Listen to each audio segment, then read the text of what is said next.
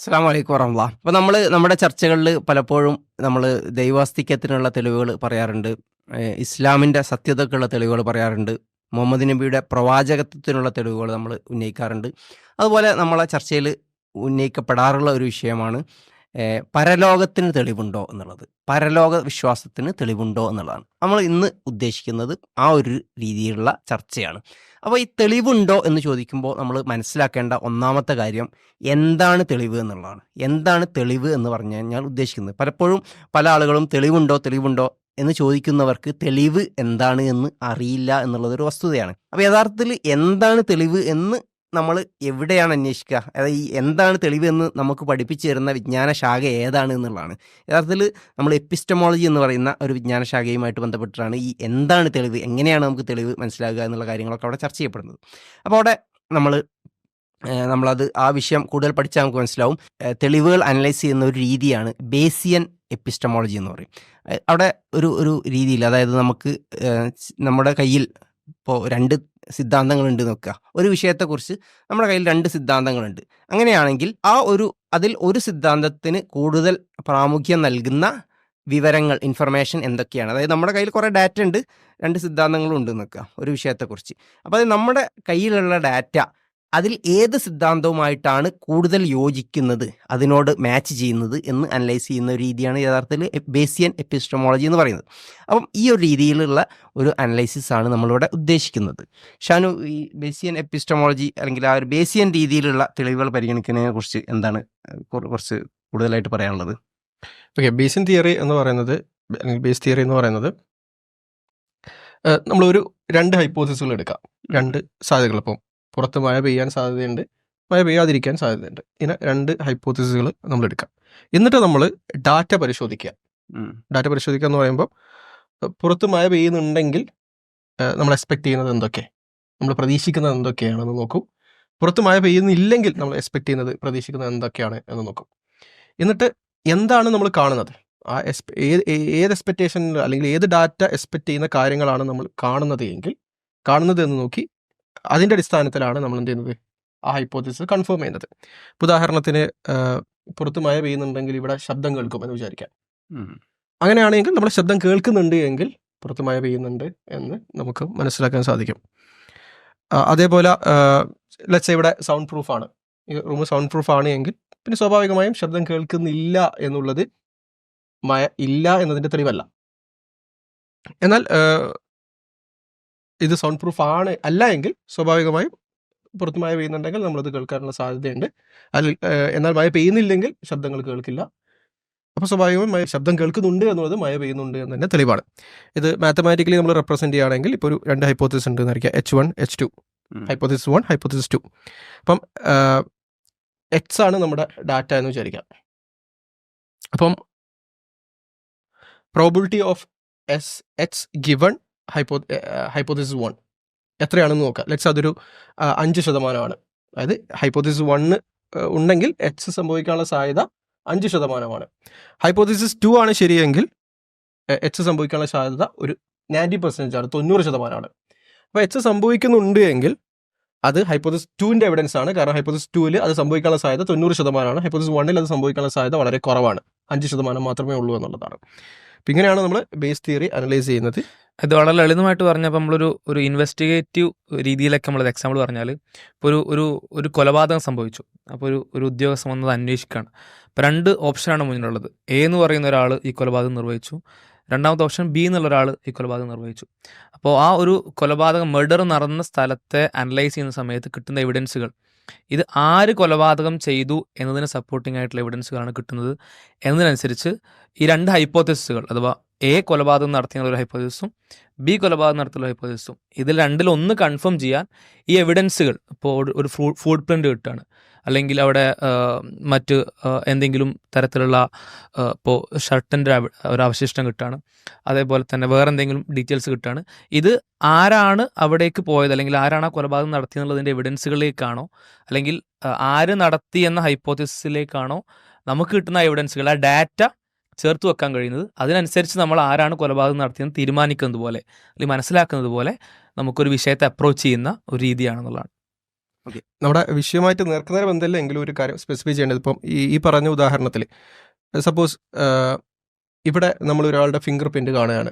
ആ വീട്ടിൽ വരുന്ന പാൽക്കാരൻ്റെ, ആ വീട്ടിൽ സ്ഥിരമായി പാല് കൊടുക്കാൻ വരുന്ന ഒരാളുടെ ഫിംഗർ പ്രിന്റ്, ഈ വീട്ടിലൊരു സ്ത്രീയാണ് മരിച്ചതെന്ന് വിചാരിക്കും.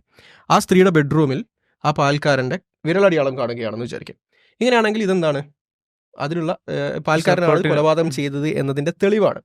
കാരണം അദ്ദേഹം കൊലപാതകം ചെയ്തിട്ടില്ല എങ്കിൽ അദ്ദേഹം വീട്ടിലകത്ത് കയറാനും ബെഡ്റൂമിൻ്റെ അകത്ത് കയറാനും ഒക്കെയുള്ള സാധ്യത വളരെ കുറവാണ്. അപ്പം അങ്ങനെ കയറിയിട്ടുണ്ട് എങ്കിൽ സ്വാഭാവികമായും അദ്ദേഹമാണ് കൊലപാതകം ചെയ്തത് എന്നതിനുള്ള തെളിവായി നമുക്ക് സ്വീകരിക്കാം.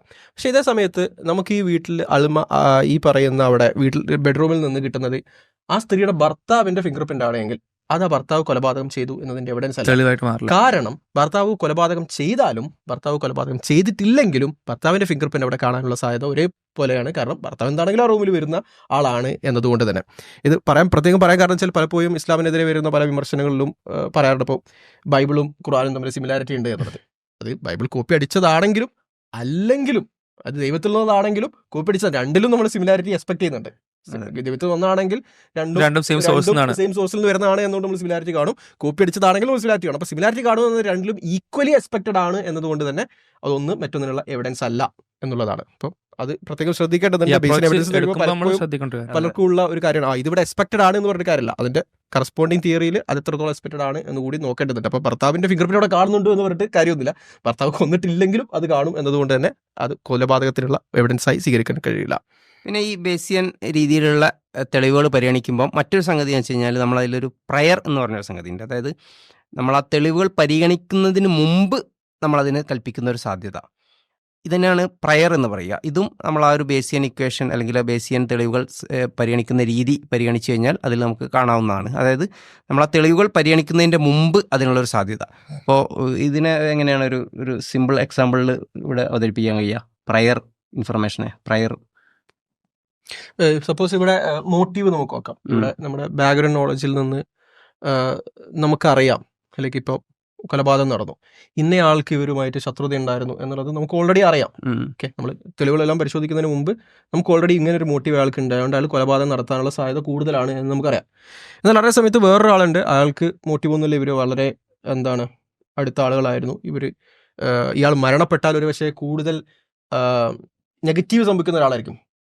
ഓക്കെ, ഇപ്പം ലെറ്റ്സ് സേ സപ്പോസ് ഇയാളുടെ മരണത്തിലൂടെ നഷ്ടങ്ങൾ വരുന്ന ഒരാളായിരിക്കും.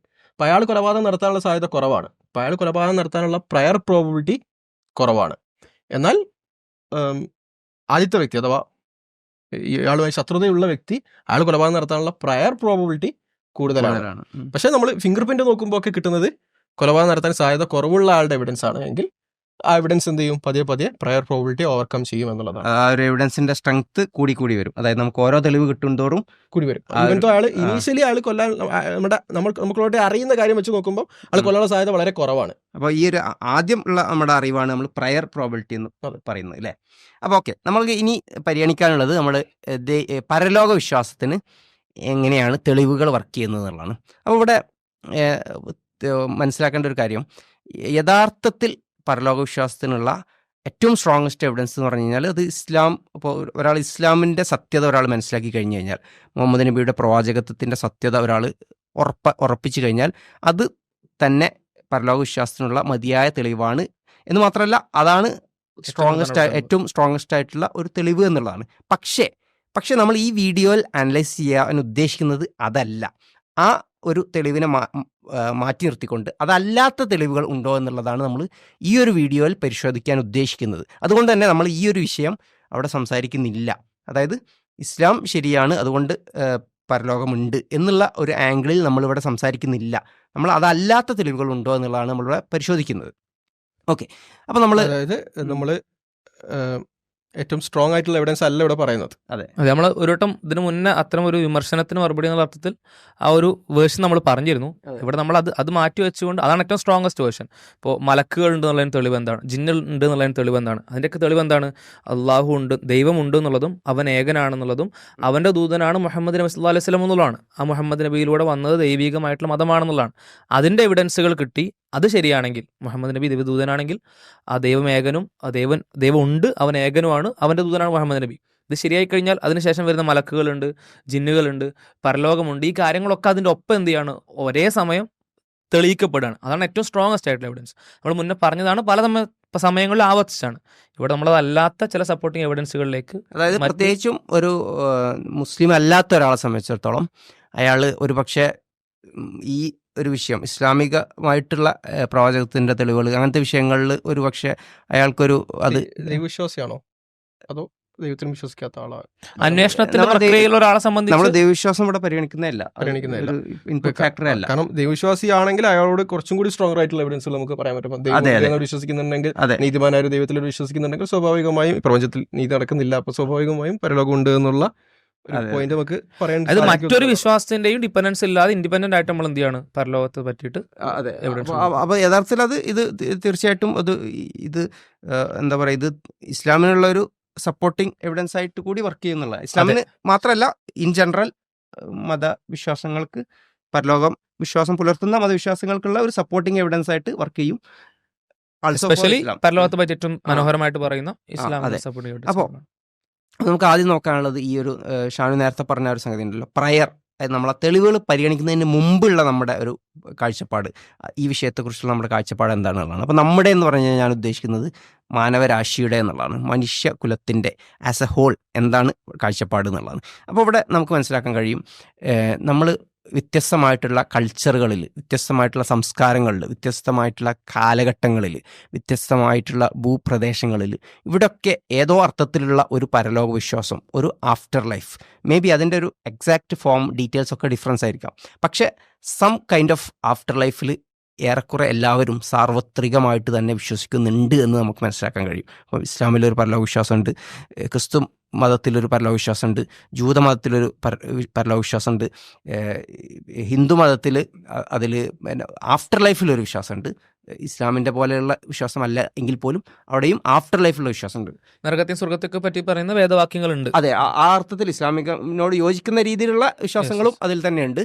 അതല്ലാത്ത എന്നാൽ മറ്റു രീതിയിലുള്ള ആഫ്റ്റർ ലൈഫ് വിശ്വാസങ്ങളുണ്ട്. എനിവേ ഇവിടെ എല്ലായിടത്തും സാർവത്രികമായിട്ട് ആഫ്റ്റർ ലൈഫ്, അതായത് പരലോകം, മറ്റൊരു ലോകത്തെക്കുറിച്ചുള്ള, മറ്റൊരു ജന്മത്തെക്കുറിച്ചുള്ള ഒരു വിശ്വാസം അവിടെയൊക്കെ പല രീതിയിൽ നിലനിൽക്കുന്നുണ്ട് എന്നുള്ളതാണ്. അപ്പം ഇതിലൂടെ നമുക്ക് മനസ്സിലാവുന്നത് ഇതൊരു സാർവത്രികമായിട്ടുള്ള അക്രോസ് ടൈം ആൻഡ് കൾച്ചർ, സ്ഥല കാല ഭേദങ്ങൾക്ക് അതീതമായിട്ടുള്ള മാനവരാശിയുടെ ഒരു പൊതുവിശ്വാസമാണ് ഇത്.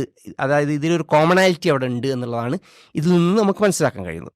അപ്പോൾ നമ്മൾ പൊതുവേ കാര്യങ്ങളെ നമ്മൾ വീക്ഷിക്കുമ്പോൾ, നമ്മൾ ഇത്തരം വിഷയങ്ങൾ അനലൈസ് ചെയ്യുമ്പോൾ, നമ്മൾ ഇത്തരം കാര്യങ്ങളെ നമ്മളൊരു ഡിഫോൾട്ട് പൊസിഷനായിട്ടാണ് എടുക്കാറുള്ളത്. ഇപ്പം നമ്മൾ ഉദാഹരണമായിട്ട് പറഞ്ഞു കഴിഞ്ഞാൽ മാത്തമാറ്റിക്സിലൊക്കെ നമ്മൾ ആക്സിയം എന്ന് പറയും, അതേപോലെ സയൻസിൽ നമ്മൾ ബേസിക് അസംഷൻസ് എന്ന് പറയും, അങ്ങനെ കുറേ കാര്യങ്ങളുണ്ട്. അപ്പോൾ ആ ഒരു രീതിയിലുള്ള, ഇനിയിപ്പോൾ നമ്മൾ അതിനെ ഒരു ആക്സിയമായിട്ട് എടുത്തിട്ടില്ലെങ്കിൽ പോലും നമുക്കൊരു ഡിഫോൾട്ടായി, ഒരു സ്റ്റാർട്ടിംഗ് പോയിൻ്റ് ആയിട്ട് എടുക്കാൻ പറ്റുന്ന രീതിയിലുള്ള സാർവത്രികമായിട്ടുള്ള മാനവരാശിയുടെ ഒരു കോമൺ ഇൻഡ്യൂഷനായിട്ട് ഇങ്ങനെ ഒരു പരലോക വിശ്വാസം ഉണ്ട് എന്നുള്ളതാണ് നമുക്ക് മനസ്സിലാവുന്നത്. എഗെയിൻ ഈ ഒരു പോയിന്റിനെ, ഇത് മാനവരാശിയുടെ ഒരു ഡിഫോൾട്ട് പൊസിഷൻ ആണ് എന്നുള്ള പോയിന്റിനെ ഒന്നുകൂടി സോളിഡിഫൈ ചെയ്യാൻ പറ്റുന്ന ചില വിവരങ്ങൾ നമുക്ക് സയൻസിലൂടെ കിട്ടിയിട്ടുണ്ട് എന്നുള്ളതാണ്. അപ്പോൾ അവിടെ നമ്മൾ സ്ക്രീനിൽ അതിൻ്റെ റെഫറൻസ് കൊടുക്കുന്നുണ്ട്. അപ്പോൾ അവിടെ ഈ രീതിയിൽ മനുഷ്യനെക്കുറിച്ച് ഇപ്പോൾ പരലോക വിശ്വാസികളായിട്ടുള്ള ആളുകളും അല്ലാത്ത ആളുകളെയും പങ്കെടുപ്പിച്ചുകൊണ്ട് ശാസ്ത്രജ്ഞന്മാർ ഒരു പഠനം നടത്തി. അപ്പോൾ അതിൽ അവരെന്താ ചെയ്തതെന്ന് വെച്ച് കഴിഞ്ഞാൽ, അതിൽ ഇവർക്കൊരു പ്രത്യേക ഒരു മൈൻഡ്ഫുൾനെസ് ടാസ്ക്കാണ് കൊടുത്തിട്ടുള്ളത്. ആ ടാസ്ക് ചെയ്യുക എന്നുള്ളതാണ്. അപ്പോൾ ഇതിൽ ഏകദേശം പകുതി പരലോക വിശ്വാസികളാണ്, പകുതി പേര് പരലോക വിശ്വാസികളല്ല ഇൻ ദ സെൻസ് അവരോട് ചോദിച്ചു കഴിഞ്ഞാൽ അവർ ഈ പറയുന്ന ദൈവനിഷേധികളും പരലോക നിഷേധികളൊക്കെ ആയിട്ടുള്ള വെർബലി അത് പറയുന്ന ആളുകളാണ് എന്നുള്ളതാണ്.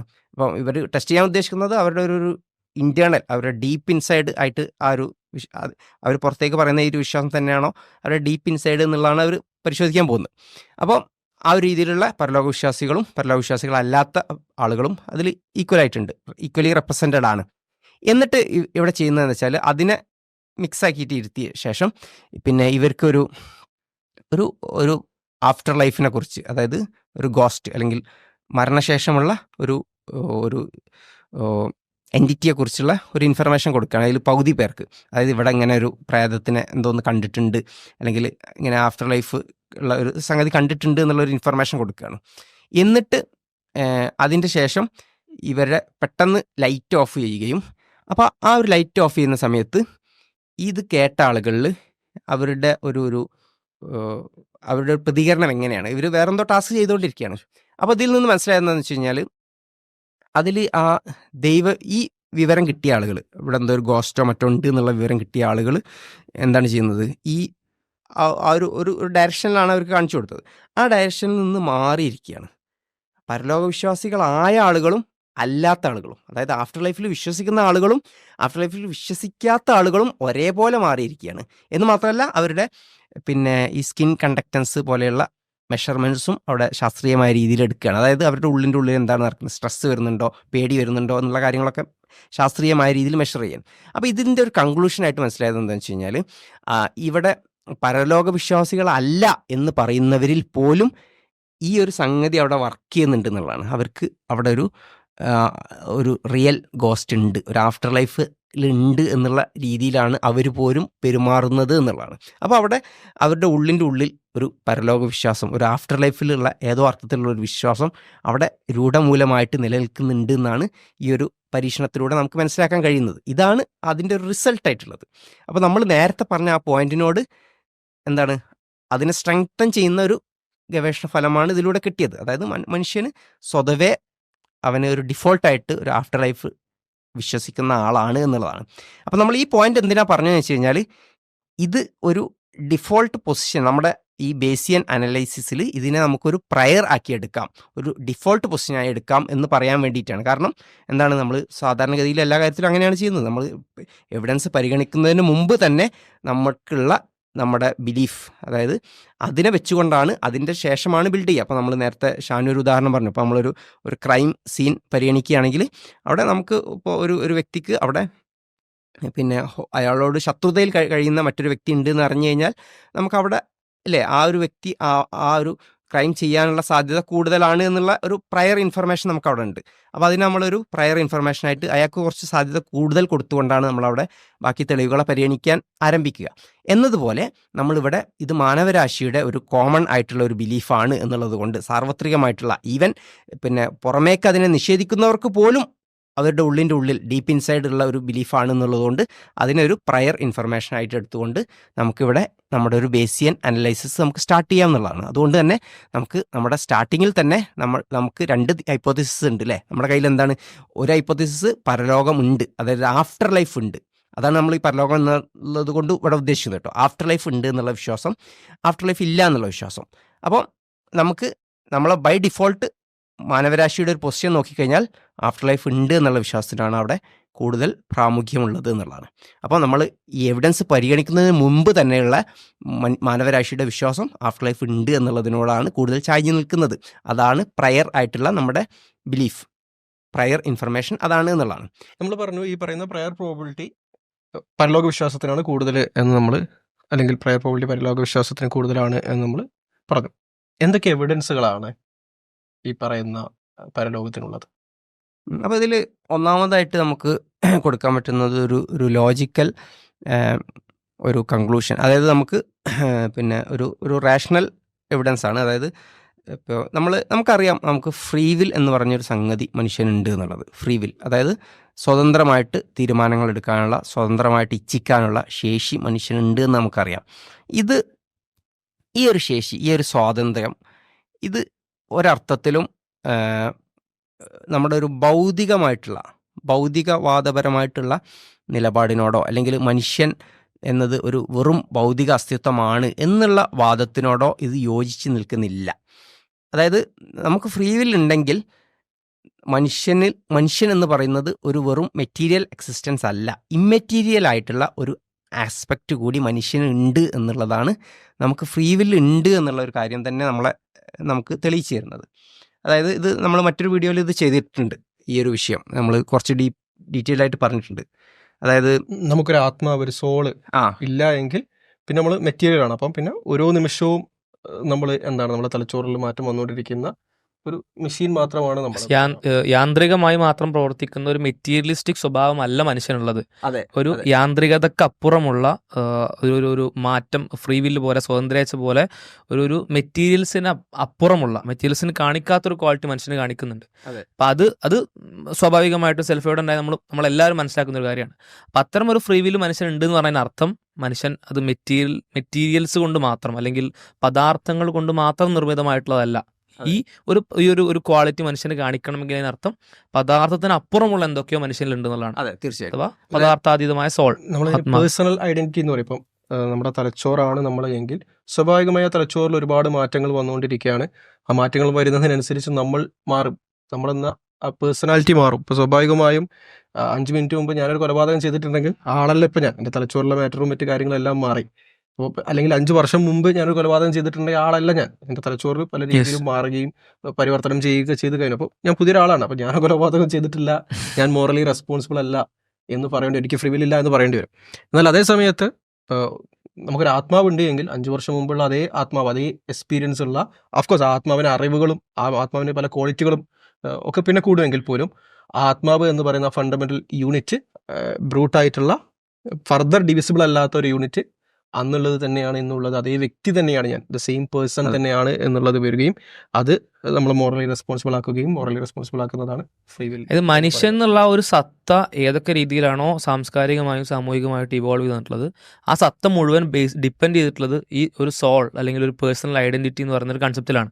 അതില്ലെങ്കിൽ മനുഷ്യൻ എന്ന് പറയുന്ന ഒരു കൺസെപ്റ്റ് അല്ലെങ്കിൽ മനുഷ്യൻ എന്ന് പറയുന്ന ഐഡിയ അത് മൊത്തത്തിൽ ഇല്ല എന്നുള്ളതാണ്. ഇല്ല, അതൊരു റോബോട്ട് പോലെ മാത്രമാണ്. കാരണം നമ്മളൊരു വെറും മെറ്റീരിയൽ ആയിട്ടുള്ളൊരു എക്സിസ്റ്റൻസ് മാത്രമാണ് നമ്മളെങ്കിൽ നമ്മുടെ ശരീരത്തിൽ നടക്കുന്ന എല്ലാ പ്രവർത്തനവും ഫിസിക്സിന്റെയും കെമിസ്ട്രിയുടെയും നിയമം അനുസരിച്ച് നടക്കുന്ന ഒരു യാന്ത്രികമായിട്ട് നടക്കുന്ന സംഗതി മാത്രമാണ്. അവിടെ നമുക്ക് ഫ്രീഡം ഇല്ല, നമുക്ക് ഇന്നത് ചൂസ് ചെയ്യാൻ കഴിയുന്നില്ല. അപ്പോൾ യഥാർത്ഥത്തിൽ നമ്മൾ പറഞ്ഞു വന്നതിൻ്റെ ചുരുക്കം എന്താണെന്ന് വെച്ച് കഴിഞ്ഞാൽ, നമുക്കങ്ങനെ ഒരു ഫ്രീഡം ഉണ്ട് എന്ന് നമ്മൾ ഓരോ മനുഷ്യനും അടിയുറച്ച് വിശ്വസിക്കുന്നുണ്ട് എങ്കിൽ അത് തെളിയിക്കുന്നത് നമ്മൾ വെറും മെറ്റീരിയൽ എക്സിസ്റ്റൻസ് അല്ല, നമുക്കൊരു ഇമ്മെറ്റീരിയൽ ആസ്പെക്ട് ഉണ്ട് എന്നുള്ളതാണ്. അപ്പോൾ ഇത് നമ്മൾ ആ ഒരു പോയിന്റ് പറയാൻ വേണ്ടിയിട്ടാണ് നമ്മൾ ഇത്രയും വിശദീകരിച്ചത്. അതായത് ഒരു ഇമ്മെറ്റീരിയൽ ആസ്പെക്ട്, പദാർത്ഥാതീതമായിട്ടുള്ള ഒരു വശം മനുഷ്യനുണ്ട്. അപ്പം ഇത് എങ്ങനെ പരലോകത്തിനുള്ള തെളിവാന്ന് വെച്ച് കഴിഞ്ഞാൽ, അങ്ങനെ ഒരു പദാർത്ഥാതീതമായ ഒരു വശം മനുഷ്യനുണ്ടെങ്കിൽ മനുഷ്യന്റെ മരണത്തോടു കൂടി ആ പദാർത്ഥാതീതമായ മനുഷ്യന്റെ വശം അതും ഇതും നശിക്കും എന്ന് പറയാൻ നമുക്ക് കഴിയില്ല. അപ്പം മനുഷ്യന് പദാർത്ഥം മാത്രമാണ് മനുഷ്യനെങ്കിൽ മനുഷ്യന്റെ മരണത്തോടു കൂടി അതിന്റെ ഒരു ഫങ്ഷനാലിറ്റി അവസാനിച്ചു കഴിഞ്ഞു എന്ന് പറയാം. പക്ഷെ അതേസമയം ഇങ്ങനെ ഒരു വശം കൂടി മനുഷ്യനുള്ളത് കൊണ്ട് തന്നെ അത് അവസാനിക്കണം എന്ന് നിർബന്ധമില്ല. അതായത് പദാർത്ഥമായിട്ടുള്ള മനുഷ്യന്റെ ശരീരം അത് അതിന്റെ ഒരു കാലാവധി അവസാനിക്കുന്ന മരണം എന്ന് പറയുന്ന ഒരു എൻഡിൽ എത്തി നിൽക്കുമ്പോൾ നമ്മളിപ്പോൾ ഇവിടെ മനസ്സിലാക്കിയതുപോലെ മനുഷ്യന് പദാർത്ഥിതമായിട്ടുള്ള ഇമ്മെറ്റീരിയൽ ആയിട്ടുള്ള മറ്റൊരു ആസ്പെക്ട് കൂടിയുണ്ട്, ഒരു വശം കൂടിയുണ്ട്. ആ വശം ഇതിനോടൊപ്പം തന്നെ മരണപ്പെടും അല്ലെങ്കിൽ ഇതിനോടൊപ്പം തന്നെ അവസാനിക്കുമെന്ന് പറയാൻ നമ്മളെ കയ്യിൽ ഒന്നുമില്ല, എവിഡൻസുകളൊന്നുമില്ല. അതെ. അപ്പൊ അതുകൊണ്ട് തന്നെ അത് ഈ ഒരു ആഫ്റ്റർ ലൈഫിനോടാണ് ഈ ഒരു സംഗതി കൂടുതൽ യോജിച്ചത്. അതായത് നമുക്ക് അങ്ങനെ ഉറപ്പിച്ച് പറയാൻ കഴിയുമെങ്കിൽ ഓക്കെ, അത് ഒരു പക്ഷെ ആഫ്റ്റർ ലൈഫ് ഇല്ല എന്നതിനോട് യോജിച്ച് നിൽക്കുമായിരുന്നു. പക്ഷെ അങ്ങനെ കഴിയാത്ത സ്ഥിതിക്ക് അത് ആഫ്റ്റർ ലൈഫിനാണ് കൂടുതൽ പ്രാമുഖ്യം നൽകുന്നത്. ആഫ്റ്റർ ലൈഫ് ഉണ്ടാവാനുള്ള ഒരു സാധ്യതയാണ് അത് ബലപ്പെടുത്തുന്നത് എന്നുള്ളതാണ്. അതായത് ഇങ്ങനെ ഒരു ഇമ്മെറ്റീരിയൽ ആസ്പെക്ട് മനുഷ്യനുണ്ട്. കാരണം ആഫ്റ്റർ ലൈഫ് ഉണ്ടാവുക എന്നുള്ള കാര്യത്തിൽ ഇത് എക്സ്പെക്റ്റഡ് ആണ്. മനുഷ്യരൊരു ഇമ്മെറ്റീരിയൽ ആയിട്ടുള്ള ആസ്പെക്ട് മനുഷ്യൻ ഉണ്ടാവുക, അങ്ങനെ ഒരു കണ്ടിന്യൂസ് പേഴ്സണൽ ഐഡന്റിറ്റി ഒക്കെ മനുഷ്യൻ ഉണ്ടാവുക എന്നുള്ളത് ആഫ്റ്റർ ലൈഫ് ഉണ്ടെങ്കിൽ അവിടെ എക്സ്പെക്റ്റഡ് ആയിട്ടുള്ള ഒരു കാര്യമാണ്. ഈ രണ്ട് ഹൈപ്പോത്തസിസ് പരിശോധിക്കുമ്പോൾ ആഫ്റ്റർ ലൈഫ് ഉണ്ട്, ആഫ്റ്റർ ലൈഫ് ഇല്ല.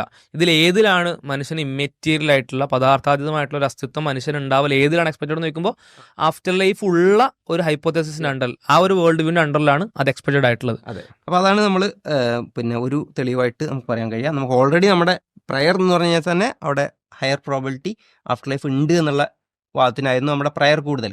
ഇപ്പോൾ നമുക്കൊരു എവിഡൻസ് കൂടി കിട്ടി, അപ്പോൾ അത് ഒന്നുകൂടി അതിനെ ബലപ്പെടുത്തി. ആഫ്റ്റർ ലൈഫ് ഉണ്ട് എന്നുള്ള വാദത്തിനെ ഒന്നുകൂടി ബലപ്പെടുത്തുകയും ആഫ്റ്റർ ലൈഫ് ഇല്ല എന്നുള്ള വാദം അവിടെ 0-യിൽ കിടക്കുകയാണ് ചെയ്യുന്നത്. അതിന് അനുകൂലമായിട്ടുള്ള തെളിവുകൾ നമുക്ക് കിട്ടിയിട്ടില്ല. ഇനി നമുക്ക് പരിഗണിക്കാൻ പറ്റുന്ന മറ്റൊരു തെളിവ് എന്ന് പറഞ്ഞാൽ അതൊരു സയൻറ്റിഫിക് എവിഡൻസ് ആണ്. അതായത് നിയർ ഡെത്ത് എക്സ്പീരിയൻസ് എന്നുള്ളതാണ്. ഇത് യഥാർത്ഥത്തിൽ വളരെ ബൃഹത്തായ രീതിയിൽ വളരെ ഡീറ്റെയിൽഡ് ആയിട്ട് സ്റ്റഡി ചെയ്യപ്പെട്ട ഒരു സബ്ജക്റ്റാണ് നിയർ ഡെത്ത് എക്സ്പീരിയൻസ് എന്ന് പറഞ്ഞാൽ. അപ്പോൾ അതിനെക്കുറിച്ച് ഇപ്പോൾ ഒരു റിവ്യൂ പേപ്പറിൽ അതിൻ്റെ കൺക്ലൂഷനായിട്ട് പറയും. നോക്കൂ, ദ മോസ്റ്റ് ഫ്രീക്വൻറ്റ് അതിന്റെ പ്രോപ്പർട്ടീസ് ആണ് പറയുന്നത് കേട്ടോ. പിയർ റിവ്യൂഡ് പേപ്പേഴ്സ് ആണ്. പിയർ റിവ്യൂഡ് ആയിട്ടുള്ള സയന്റിഫിക് പേപ്പേഴ്സ് ആണ്. അപ്പൊ ഇത് ഏതെങ്കിലും പിന്നെ എന്താ പറയാ വളരെ മതവിശ്വാസികൾ ഉണ്ടാക്കിയതല്ല, അല്ല. ഇത് സയൻസിൽ അക്സെപ്റ്റഡ് ആയിട്ടുള്ള ആധികാരികമായിട്ടുള്ള പിയർ റിവ്യൂഡ് ആയിട്ടുള്ള എന്താ പറയാ വെൽ ഒതന്റിക് ആയിട്ടുള്ള പേപ്പേഴ്സ് റെഫറൻസ് നമുക്ക് ഇവിടെ കൊടുക്കാവുന്നതാണ്. റെഫറൻസ് കൊടുക്കാവുന്ന. അപ്പോൾ അതിൽ കൺക്ലൂഷൻ ആയിട്ട് പറയും നോക്കൂ. The most frequent near death experiences were supernatural experiences. അതായത് സൂപ്പർ നാച്ചുറൽ ഫീലുള്ള എക്സ്പീരിയൻസുകളായിരുന്നു ഈ റിപ്പോർട്ടഡ് ആയിട്ടുള്ള നിയർ ഡെത്ത് എക്സ്പീരിയൻസുകളിൽ ഭൂരിഭാഗവും ഫ്രീക്വൻ്റ് ആയിട്ടുള്ളതും അങ്ങനെ ആയിരുന്നു. Especially the experience of living the body. അതായത് പിന്നെ ശരീരം വിട്ടുപോകുന്നത് പോലെ ഫീൽ. അതായത് മരണാസന്നമായ അവസ്ഥയിൽ തൻ്റെ ശരീരം വിട്ട് ഞാൻ പോകുന്നതായിട്ടുള്ള ഒരു എക്സ്പീരിയൻസ് ഉണ്ടായി എന്നുള്ളതാണ്. എന്നിട്ട് തിരിച്ച ശരീരം കാണുന്നത്. യഥാർത്ഥത്തിൽ അവർ റിക്കവർ ചെയ്ത രോഗികൾ പിന്നെ അവരെ ഇന്റർവ്യൂ ചെയ്യുകയും അവരെ പഠിക്കുകയും ചെയ്തപ്പോൾ ഏറെക്കുറെ സാർവത്രികമായ രീതിയിൽ തന്നെ അവർ എക്സ്പീരിയൻസ് സെയിം എക്സ്പീരിയൻസ് ആണ് എല്ലാവരും കാണുന്നത്. അപ്പൊ ഇത് നമ്മളാരും പോയി പറയുന്നല്ല, ശാസ്ത്രീയമായിട്ടുള്ള പഠനങ്ങളാണ്. ഒരാൾ കണ്ട സ്വപ്നമാണ് എന്നൊന്നും പറയാൻ കഴിയില്ല. അതെ, അങ്ങനെയാണെങ്കിൽ ഇത്ര ലോകത്തിന്റെ പല ഭാഗങ്ങളിൽ പല ഏജിലുള്ള പല നേച്ചറിലുള്ള ആളുകൾ ഒരേപോലെ ആളുകളിൽ നടത്തിയ പഠനങ്ങളിലൊക്കെ മനസ്സിലായ ഒരു സംഗതിയാണ് ഈ ഒരു എക്സ്പീരിയൻസ് ഉണ്ടായ നിയർ ഡെത്ത് എക്സ്പീരിയൻസ് ഉണ്ടായ ആളുകൾ നടത്തിയ പഠനമാണ്. അപ്പൊ അതിൽ പറയുന്നത് എന്താണെന്ന് വെച്ച് കഴിഞ്ഞാൽ പിന്നെ സൂപ്പർ നാച്ചുറൽ ആണ്, especially experience living the body. Living the body എന്ന് പറയുമ്പോൾ തന്നെ ബോഡി അല്ല മനുഷ്യൻ എന്നുള്ള സാധനങ്ങൾ വന്നു. അതെ, അവിടെ വന്നു. അപ്പോൾ ശരീരം വിട്ട് മാറി നിൽക്കുന്ന ഒരു എക്സ്പീരിയൻസ്. പിന്നെ ഉള്ളത് the basis and the content of the patterns mentioned by the near death experiences are similar. വളരെ സിമിലർ ആണ് ഈ എക്സ്പീരിയൻസുകളിലൊക്കെ കാണുന്നത് എന്നുള്ളതാണ്. And the difference are in the explanation and interpretation of the experience. അതായത് എക്സ്പീരിയൻസ്, ബേസിക് എക്സ്പീരിയൻസ് സെയിം ആണ്, പക്ഷെ ആ എക്സ്പീരിയൻസിനെ എങ്ങനെ ഇന്റർപ്രറ്റ് ചെയ്യുന്നു എന്നുള്ളതാണ് ഡിഫറൻസ് ഉള്ളത് എന്നുള്ളതാണ്. അവരുടെ അതായത് എസെൻഷ്യൽ ആയിട്ട് ആ എക്സ്പീരിയൻസ് അവർക്ക് സിമിലർ ആയിട്ടാണ് എല്ലാവരിലും കാണപ്പെടുന്നത്. ഈ സിമിലാരിറ്റി എന്നുള്ളത് ശരിക്കും ഇത് സംഭവിക്കുന്നതിനാണ്. ഇപ്പോൾ ഒരിക്കലും ഒരു ഇല്യൂഷനോ ഒരു ഹാലൂസിനേഷനോ പോലത്തെ ഒരു സൈക്കോട്ടിക് ആയിട്ടുള്ള ഒരു സിംറ്റംസ് അല്ല എന്നതിന്റെ ഒരു എവിഡൻസ് ആണ് എന്ത് ഇത് ആക്ച്വൽ സംഭവിക്കുന്നതാണെന്നതിന്റെ എവിഡൻസ് ആണ്. ഈ ഒരു കണക്ഷൻ ഇല്ലാത്ത ആളുകളിൽ പോലും എന്താണ് ഇത് സിമിലർ ആണ് എക്സ്പീരിയൻസ് ഉള്ളത്. വെറും ഇന്റർപ്രിട്ടേഷൻ മാത്രമേ മാറുന്നുള്ളൂ, എക്സ്പീരിയൻസ് സെയിം ആണെന്നുള്ളത്. അതെ, എന്നിട്ട് അവർ പറയുന്നത് there is A common core among them such as out of body experiences. ശരീരത്തിൽ നിന്ന് വിട്ടു നിൽക്കുന്ന, മാറി നിൽക്കുന്ന ഒരു എക്സ്പീരിയൻസ് ആണ്. അതിലൊക്കെ കാണുന്ന ഒരു കോമൺ ത്രെഡ് എന്നുള്ളതാണ്. പാസിങ് ത്രൂ എ ടണൽ, ഒരു ടണലിന്റെ ഉള്ളിലൂടെ പാസ് ചെയ്യുന്ന ഒരു എക്സ്പീരിയൻസ്. ഹൈറ്റൻഡ് സെൻസസ് വളരെ ഒരു ഹൈറ്റൻഡ് ആയിട്ട് സുപ്പീരിയർ ആയിട്ടുള്ള കണ്ടീഷനിലേക്ക് പോകും. Therefore, the correct knowledge of near-death experiences leads to providing helpful answers to patients. അത് മെഡിക്കൽ ടേമിൽ വേറെ വിഷയങ്ങൾ പറയാണ്.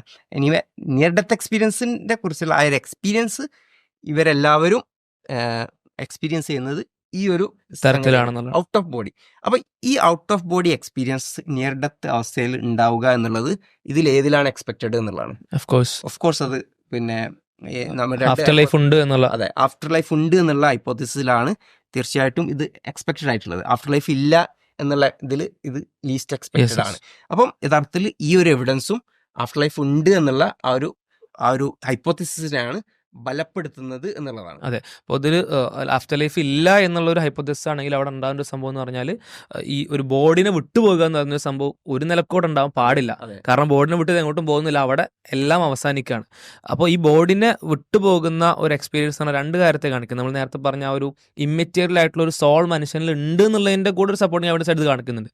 കാരണം ഇമ്മെറ്റീരിയൽ ആയിട്ടുള്ള സോൾ ഉള്ളതുകൊണ്ടാണ് എന്ത് ചെയ്യുന്നത്, മെറ്റീരിയൽ ബോഡി അവിടെ മരണത്തിലേക്ക് പോകുമ്പോൾ പോലും എന്തോ ഒന്ന് ഇത് മരണത്തിലേക്ക് പോകുമ്പോഴും എന്തോന്ന് അവിടെ നിന്ന് തിരിച്ചു പോരുന്നുണ്ട് എന്നുള്ളത്. ഇതിൽ ശരിക്കും ഇതിന്റെ ഡീറ്റെയിൽസ് നമ്മളിപ്പോൾ അതിന്റെ ഫുൾ ഡീറ്റെയിൽസ് പറയാൻ സമയമില്ല. പക്ഷേ ഈ നിയർ ഡെത്ത് എക്സ്പീരിയൻസിന്റെ ഡീറ്റെയിൽസ് ഒക്കെ പോയി കഴിഞ്ഞാൽ വളരെ രസകരമാണ്. അതായത് ഔട്ട് ഓഫ് ബോഡി എക്സ്പീരിയൻസ് ഉണ്ട് എന്ന് മാത്രമല്ല, പിന്നെ ആ ബിൽഡിങ്ങിന്റെ മുകളിൽ പോയി നിൽക്കുന്ന പോലെയും അവിടെ നിന്നിട്ട് കാര്യങ്ങൾ വീക്ഷിക്കുന്ന പോലെയും അവിടെ എന്തൊക്കെ നടന്നു എന്ന് ഈ പിന്നെ സയന്റിസ്റ്റുകൾക്ക് ഇവർ എക്സ്പ്ലെയിൻ ചെയ്ത് കൊടുക്കുന്ന പോലെയൊക്കെയാണ് ഇവരുടെ അനുഭവങ്ങൾ. അതായത് ഒരുപക്ഷെ നമുക്ക് ഒരു നാച്ചുറൽ സെൻസസിൽ വിശദീകരിക്കാൻ വളരെ ബുദ്ധിമുട്ടുള്ള, അതായത് ബിൽഡിങ്ങിന്റെ പുറത്ത് പോയി നിൽക്കുക എന്നൊക്കെ പറഞ്ഞാൽ എങ്ങനെ വിശദീകരിച്ചാലും ഒരു നാച്ചുറലിസ്റ്റിക് ഒരു ഭൗതികവാദപരമായിട്ട് നമുക്ക് അതിനെ വിശദീകരിക്കാൻ കഴിയാത്തൊരവസ്ഥ ഒക്കെ ഉണ്ട്. അതൊക്കെ എനിവേ ആധികാരികമായി പറയാൻ പറ്റുമെന്ന് എനിക്കറിയില്ല. ഏതൊരു ജന്മന കണ്ണ് കാണാത്ത ഒരാൾക്ക് സമാനമായ ഒരു എക്സ്പീരിയൻസ് ഉണ്ടായ ഒരു വിഷയം. അതെ അതെ അതെ ഇത് ഈ പലതും ഈവൻ ബ്ലൈൻഡ് ആയിട്ടുള്ള ആളുകൾക്ക് പോലും ഉണ്ട് എന്നുള്ളതാണ് പല ഇതിലും കാണുന്നത്. ഓക്കെ, നമുക്ക് എന്തായാലും അതിന്റെ ഡീറ്റെയിൽസ് നമുക്ക് ആവശ്യമില്ല, നമുക്ക് ഇത് തന്നെ മതിയായ ഒരു സംഗതിയാണ്. Yes, yes. പിന്നെ ഈ ഒരു വിഷയത്തിലുള്ള അതെ, ഈ- സിമിലാരിറ്റി അക്രോസ് കൾച്ചർ, അതെ, എല്ലാവർക്കും ഒരേ സിമിലർ എക്സ്പീരിയൻസ് സിമിലർ എക്സ്പീരിയൻസ് ആണുള്ളത്. രണ്ട് എല്ലാവർക്കും ഒരേപോലെ തന്നെ ബോഡിയിൽ നിന്ന് വിട്ടുപോകുന്ന പോലത്തെ ഒരു ഫീൽ ഉണ്ടായിരുന്നു. അതെ. അപ്പോൾ ഇതാണ് നമ്മൾ മറ്റൊരു എവിഡൻസ്. ഇത് ഓഫ് കോഴ്സ് നമ്മൾ പരലോകം അല്ലെങ്കിൽ ആഫ്റ്റർ ലൈഫ് ഉണ്ട് എന്നുള്ള വിശ്വാസത്തിനെ അല്ലെങ്കിൽ ആ ഒരു ഹൈപ്പോത്തസിസിനാണ് നമ്മൾ ഇവിടെയും ഈ ഒരു എവിഡൻസും കൂടുതലായിട്ട് ബലപ്പെടുന്നത് എന്നുള്ളതാണ്. അപ്പം ഇനി 2 എവിഡൻസും പറഞ്ഞു, ഒരു പ്രയർ ഇൻഫർമേഷനും നമ്മൾ പറഞ്ഞു കഴിഞ്ഞു. ഇനിയിപ്പോൾ 4മതായിട്ട് നമുക്ക് പരിഗണിക്കാൻ പറ്റുന്ന ഒരു എവിഡൻസ് എന്ന് പറഞ്ഞു കഴിഞ്ഞാൽ നമ്മുടെ ഒരു സെൻസ് ഓഫ് ജസ്റ്റിസ്, അതായത് ഒരു ഇൻഡ്യൂഷൻ ഓഫ് ജസ്റ്റിസ് ആണ് എന്നുള്ളതാണ്. അതായത് നീതിബോധം. ഒരു നീതിബോധം, അതായത് നമ്മുടെ ഇപ്പോൾ നമ്മൾ മലയാളത്തിൽ പറയല്ലോ, കൊടുത്താൽ കൊല്ലത്തും കിട്ടും എന്നുള്ളൊരു വിശ്വാസം. അതായത് നമുക്ക് ഈ ഒരു തിന്മ ചെയ്ത ആൾക്ക് അത് ഏതോ അർത്ഥത്തിൽ അയാൾക്ക് അത് കിട്ടും, അതിനുള്ള ഒരു പണി കിട്ടും എന്നുള്ളൊരു വിശ്വാസം മനുഷ്യരിൽ സാർവത്രികമായിട്ട് എല്ലാ മനുഷ്യർക്കും കോമൺ ആയിട്ട് നമ്മുടെ ഒരു ഇൻഡ്യൂഷനായിട്ട്, ബേസിക് ഇൻഡ്യൂഷനായിട്ട് ഉണ്ട്. അപ്പോൾ ഈ ഒരു നമ്മുടെ ഒരു ബിലീഫും ഈ 2 സംഗതിയിൽ ഏതിനോടാണ് കൂടുതൽ ചേർന്ന് നിൽക്കുന്നത് എന്നുള്ളതാണ് ചോദ്യം. ഇതിപ്പോ ഈ ഒരു ബിലീഫ് എല്ലാ ആളുകളിലും കാണാൻ കഴിയും. ഇപ്പോൾ കുറച്ചൊക്കെ ഒരു ഹൈന്ദവമായിട്ടുള്ള ഇന്റർപ്രിട്ടേഷൻ ആണെങ്കിൽ പോലും നിരീശ്വരവാദികൾ പോലും പറയാനുള്ള സംഭവം ഈ കർമ്മ എന്ന് പറയുന്ന സംഭവം. അതായത് ഒരു കാര്യം ചെയ്തു കഴിഞ്ഞാൽ അത് എങ്ങനെയെങ്കിലുമൊക്കെ ബൂമറാങ് പോലെ വന്ന് നമ്മൾ തിന്മ ചെയ്തു കഴിഞ്ഞാൽ കർമ്മയിൽ വിശ്വസിക്കുന്നുണ്ട് പറയാറുള്ളതാണ്. ഈ കർമ്മ എന്ന് പറഞ്ഞാൽ തന്നെ എന്താണ്, ഇവിടെ നമ്മൾ തിന്മ ചെയ്തു, അപ്പൊ ആ തിന്മ എന്ന് പറയുന്നത് എന്താണ്, ആ തിന്മയുടെ ശിക്ഷ എനിക്ക് കിട്ടേണ്ടതാണ്. അപ്പൊ ആ തിന്മയുടെ ശിക്ഷ എനിക്ക് എങ്ങനെയെങ്കിലുമൊക്കെ ഈ പ്രകൃതി തരുന്നതാണ് അവർ എക്സ്പ്ലെയിൻ ചെയ്യാൻ ശ്രമിക്കുന്നത്, ട്രൈങ് ടു എക്സ്പ്ലെയിൻ. അപ്പൊ അവർ നീതി നടക്കണം, അത് നീതി നടക്കണം എന്നൊരു ആഗ്രഹത്തിൽ. ഇപ്പോൾ ഇതൊന്നുമില്ല, ദൈവം ഒന്നുമില്ല, ഫുൾ ഒരു വെറും ഭൗതികപരമായിട്ടുള്ള ഒരു വീക്ഷണകോണിൽ നിന്ന് മാത്രം നോക്കിയാൽ പോലും ഈ ഒരു സംസാരം അല്ലെങ്കിൽ ഒരു ഒപ്പീനിയൻ, ഈ ഒരു കൺസെപ്റ്റ് വരുന്നത് എവിടുന്നാണ്, നീതി നടക്കണം, തിന്മ ചെയ്തവന് ശിക്ഷയും നന്മ ചെയ്തവന് പ്രതിഫലവും കിട്ടണം എന്നുള്ളൊരു ആഗ്രഹം. ഇപ്പം നടക്കുന്നില്ല, ഈ വേൾഡിൽ നടക്കുന്നില്ല, പരലോകമല്ല, എങ്ങനെ ആങ്കിൽ പോലും ഈ ഒരു ഒപ്പീനിയൻ വരുന്നത് എവിടുന്നാണ്, ആ ഒരു ആഗ്രഹത്തിനാണ്, അല്ലെങ്കിൽ ആ ഒരു ബേസിക് പൊസിഷൻ എന്നുള്ളതാണ്. ആഗ്രഹവും അതോടൊപ്പം അങ്ങനെ നടക്കുമെന്നുള്ള ഒരു പ്രതീക്ഷയും ഏതോ അർത്ഥത്തിലുള്ള പ്രതീക്ഷയും.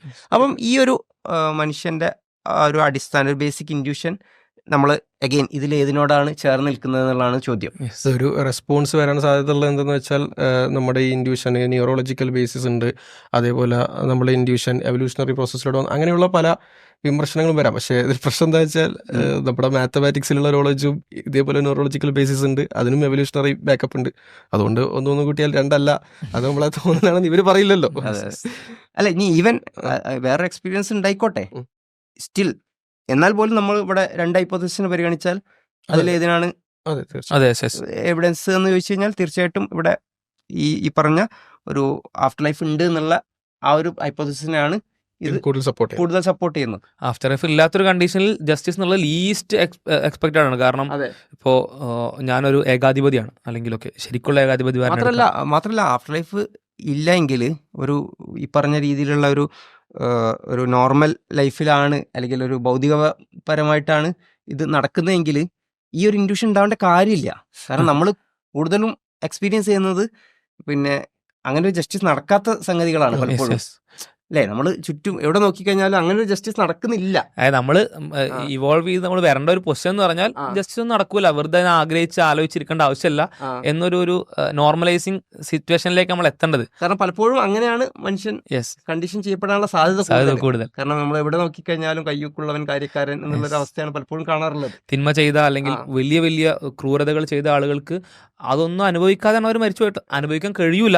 ഒരു ലക്ഷം 2 ലക്ഷം കേൾക്കുന്നില്ലേ എന്നിവർ ചോദിക്കുന്നത് ഇവർ എന്താണ് ഇത്തരം കാര്യങ്ങൾ നടക്കുന്നത് കാണാത്തത് കൊണ്ടാണ്. അതെ. പക്ഷെ ഇവർ തന്നെ ഇത്തരം കാര്യങ്ങൾ നടക്കുമെന്ന് വിശ്വസിക്കുകയും ചെയ്യുന്നു, പ്രതീക്ഷിക്കുകയും ചെയ്യുന്നു. അപ്പൊ അഗൈൻ ഈ പറഞ്ഞ പോലെ ഈ ഒരു ഇൻഡ്യൂഷൻ അതൊരു എന്താ പറയാ, ഒരു ജസ്റ്റിസ്, നീതിബോധം, ആ ഒരു ഇൻഡ്യൂഷൻ ഫോർ ജസ്റ്റിസ്, അത് നടക്കും, അത് കൊടുത്താൽ കൊല്ലത്തും കിട്ടും എന്നുള്ള മനുഷ്യന്റെ ഒരു ഇൻഡ്യൂഷൻ, ഇതും ചേർന്ന് നിൽക്കുന്നത് നമ്മൾ പറഞ്ഞ ആഫ്റ്റർ ലൈഫ് ഉണ്ട് എന്നുള്ള ഒരു ഹൈപ്പോത്തിസിനോടാണ് അത് ചേർന്ന് നിൽക്കുന്നത്. നമ്മൾ കളക്ട് ചെയ്യുമ്പോൾ കിട്ടുന്ന ഈ ഡാറ്റ കൂടി നമ്മൾ ഈ ഹൈപ്പോത്തിസിന് സപ്പോർട്ടിങ് എവിഡൻസ് ആയിട്ടാണ് ചേർത്ത് വെക്കാൻ പറ്റുക എന്നുള്ളതാണ്. അതെ. അപ്പോൾ നമ്മളിപ്പോൾ പരിഗണിച്ച നമ്മുടെ ആ ഒരു പ്രയർ ഇൻഫർമേഷനും നമ്മൾ ആ 3 എവിഡൻസുകളൊക്കെ നമ്മൾ സപ്പോർട്ട് ചെയ്യുന്നത് എന്താണ്, ആഫ്റ്റർ ലൈഫ് ഉണ്ട് എന്നുള്ള ആ ഒരു ഹൈപ്പോത്തിസിനെയാണ് സപ്പോർട്ട് ചെയ്യുന്നത്. അതുകൊണ്ട് തന്നെ ആഫ്റ്റർ ലൈഫ് ഇല്ല എന്നുള്ള ഹൈപ്പോത്തിസിന് യാതൊരു അർത്ഥത്തിലും തെളിവില്ല.